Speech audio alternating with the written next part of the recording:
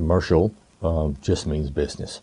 And so as varied as business is anywhere, that's what the word commercial means. So if two businesses are in a dispute, it's not like two consumers being in a dispute or someone who's bought a product, but it's really a dispute between two businesses. It's what's generally meant by lawyer as commercial litigation. There is some court action that's involving two separate businesses.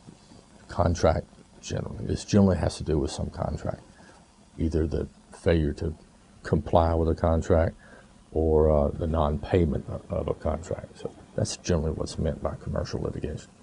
It can include issues of fraud between two companies.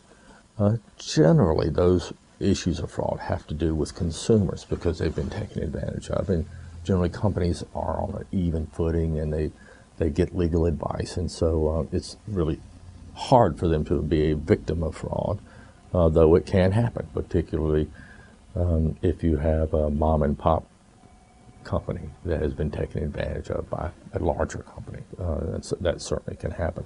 There are franchise issues. Small companies who are franchisees of larger companies have disputes about their franchise, either the loss of it or the expansion of it. There are disputes between two different franchisees about area and territory. So commercial litigation is very broad.